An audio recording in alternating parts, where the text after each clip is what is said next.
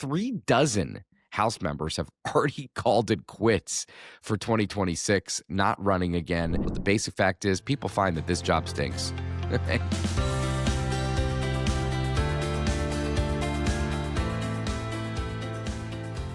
Good morning, I'm Jake Sherman, and welcome to the Daily Punch, brought to you by Punchbowl News. It is Friday, November 14th, 2025. Let's get into the mix. Here are your Washington headlines of the day. Number one, Tom Emmer's view on the shutdown, healthcare, and 2026. Number two, a retirement wave. And number three, Eric Swalwell is looking at a bid for governor. Let's get into it. Tom Emmer was our guest on Flyout Day. This is, I think, episode 11, although I've been keeping track of my scripts. And I have it at episode 10, but I think it's definitely episode 11 because that's what Haley, who runs all of our video stuff and is our brains behind Flyout Day, that's what she says. So I'm going to believe her. It was an interesting conversation. And let's just talk for a second about Emmer's station in House Republican politics. Mike Johnson has reached the pinnacle of congressional power. Who knows how long his tenure will go. Two of the last three Republican speakers have been forced out, basically by the membership, Kevin McCarthy and John Boehner. Johnson has Trump's full support, and that's exceedingly valuable in today's GOP. Then there's Tom Emmer and Steve Scalise. Emmer has a very different worldview than Steve Scalise. Scalise is a veteran vote counter who has survived the sometimes ugly leadership wars of the McCarthy, Boehner, and Ryan eras. Emmer came up through the NRCC. He's mostly built his internal political capital in the wake of the Republicans losing the House, in 2018, led the NRCC for 2 cycles, and is now the whip. Remember, Congress is a dynamic institution, so we've just finished a crisis, and we're heading into 2 more crises, which is the end of the Obamacare subsidies and the government funding deadline in 77 days on January 30th. So let's talk about the shutdown. I asked Emmer why Republicans were just getting killed in every single poll, not every poll, but most polls on the shutdown. He says he doesn't believe it. Shockingly, that doesn't surprise me at all. He also said he does not think that the shutdown will play into the election in 2026. We'll have to see about that. He's not a big fan of polls. He said he thinks the issue will be the economy. Are people in a better place than they were when Donald Trump was first elected? And does their economic future look bright? But on the election, I didn't ask him this directly, but we talked about whether Republicans are going to keep the House in 2026. I guess I probably did ask him directly. He said and this is different than Johnson. Johnson says Republicans are going to keep and expand their majority in 2026, says it at basically every opportunity he has. He said it's too early. Emmer, for anyone on my side to prognosticate that, he said, these assessments will become more clear as we get to next spring, next summer, and obviously into the fall.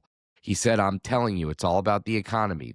We have the argument, they do not. He said, you should start feeling economic improvement next spring, next summer, and it should be improving right through. And if that's correct, we're going to hold the House. Interesting. On healthcare, what this entire episode, the shutdown and the back and forth over these Obamacare tax credits has guaranteed is that Republicans, and I've said this a trillion times, are going to spend the next couple months trying to get a healthcare plan. It's inevitable. Now, do I think they're going to be successful? I think it's going to be very difficult.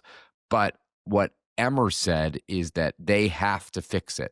Trump and Republicans have to fix it. He said that his plan, what he says Republicans are for, expanded health savings accounts and programs that allow small businesses to pool their insurance plans. Those are policies. That's not going to fix the Obamacare issue. But anyway, that's what he said. He said, we've got to stop pumping money into fat and happy health insurers at the expense of the American people's ability to have choice, have transparency, and have competition in the marketplace.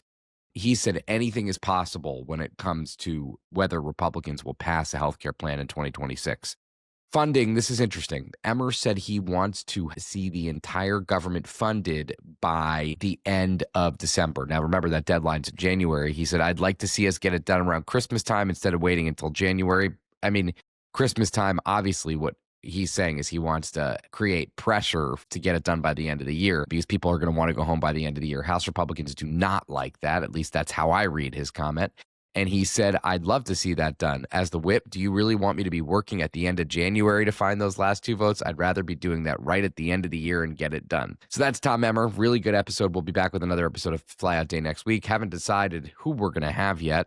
If you're listening to this and you want to come on, shoot me an email or Haley an email and we will discuss it. But we have lots of thoughts about who we might have on. So more about that next week. Number 2 story of the morning, 36 House members have already called it quits for 2026, not running again. 6 of those members are in their 70s and 80s, retiring at an age at which it might not be weird to retire. Another 4, Morgan Luttrell, Jody Arrington, Don Bacon, and Jared Golden, between the ages of 43 and 62. Bacon says the thought of doing this for 2 more years is not appealing. I've got time in my life to do a third career. He said it's enough. Now, bunch of people are retiring because they're running for higher office. Mikey Sherrill just won the governorship of New Jersey. Chip Roy running for attorney general. But the basic fact is people find that this job stinks.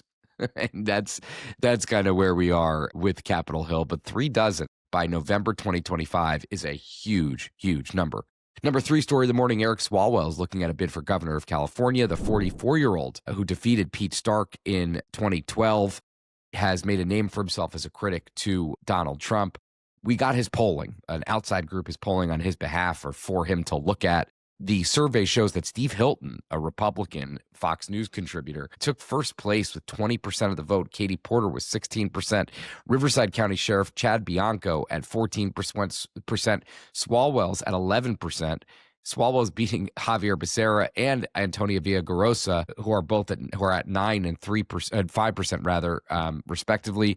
The poll asked what voters are looking for in a nominee. 77% said they want someone who would stand up to Trump and protect Democratic values. 65% said they want a current elected official. A little over half, 54%, said a progressive Democrat. 54% also said they want a woman, which cuts against Swalwell. 62% of registered voters have a favorable view of Swalwell. 64% have a favorable view of Porter, and 68% a favorable view of Becerra. This race is a mess. Swalwell is going to decide in the next 10 days to 2 weeks, but he's getting in late.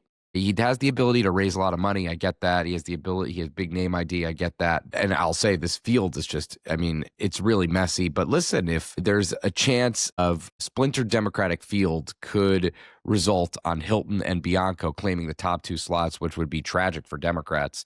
So there's going to be a lot of pressure on Democrats to consolidate around a candidate. And Swalwell getting into the race probably doesn't help that. And with that, leave us a rating and review. You can subscribe to Punchbowl News at punchbowl.news. Have a great day, a great weekend, and stay safe.